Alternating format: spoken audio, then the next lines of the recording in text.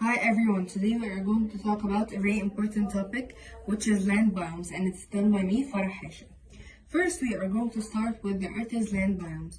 The Earth's land biomes has different ecosystems that are home to different kinds of organisms. Also here we are going to talk about abiotic factors and biotic factors. The abiotic factors are the non-living parts of an environment such as soil, water, and climate. Biotic factors are the living parts of an environment such as plants and animals. Also here we are going to talk about the definition of a biome. Biome is a large area characterized by its climate, plants, and animals that live in the area. Also here, there are several major land biomes such as polar ice, tundra, coniferous forest, tropical rainforest, temperate deciduous forest, temperate grassland, savanna, desert, chaparral, and mountains. Also here we are going to talk about temperate deciduous forests and coniferous forests.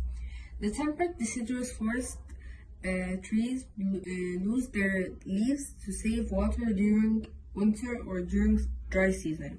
Many animals live in the temperate deciduous forest, such as bears, snakes, and woodpeckers.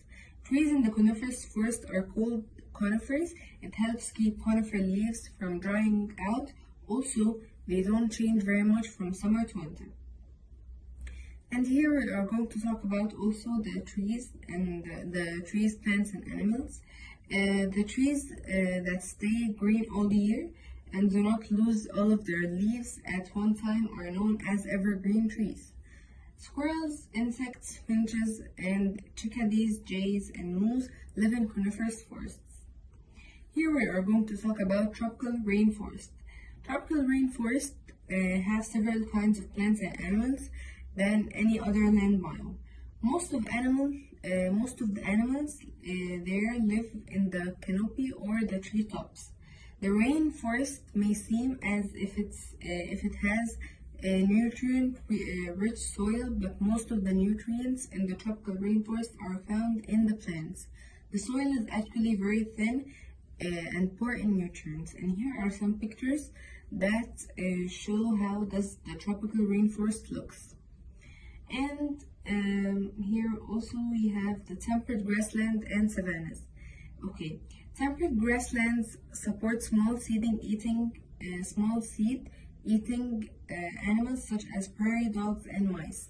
Temperate grasslands have few trees. Fires, drought, and grazing prevent the growth of trees and shrubs. Savanna. The savanna is a grassland that has scattered clumps of trees and seasonal rains.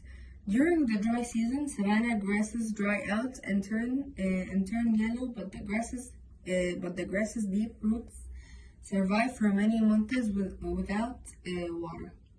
Also, the African savanna is home to many large herbivores such as elephants, giraffes, zebras, and wild beasts.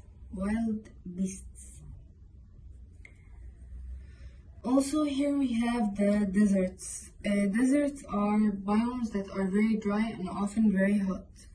Animals and plants in deserts have special adaptations to live in a hot, dry climate. Some plants have shallow, widespread roots that grow just under the surface. Also, other desert plants, such as cactuses, have fleshy stems and leaves, and these fleshy structures store water. Most of animals in the desert are only active in the night when temperatures are cooler. Animals such as desert tortoises eat flowers or leaves and store the water under their shells. Okay, and second thing, here we have tundra and polar tundra. Tundra is a biome that has very cool temperatures and little rainfall. Polar tundra is found near the North and South Poles. Here we have a very important definition, which is permafrost. Permafrost is the layer of soil beneath the surface soil stays frozen all the time. The layer of the thawed soil is too shallow for deep-rooted plants to live. Mosses and lynches grow beneath these plants. Insects such as mosquitoes lay eggs in the mud, and birds feed on these insects. Other tundra animals include musk, oxen, wolves, and caribou. And finally, here is the last thing, which is alpine tundra. Alpine tundra is similar to Arctic tundra. Also, alpine tundra also has a permafrost, but alpine tundra is found at the top of all mountains.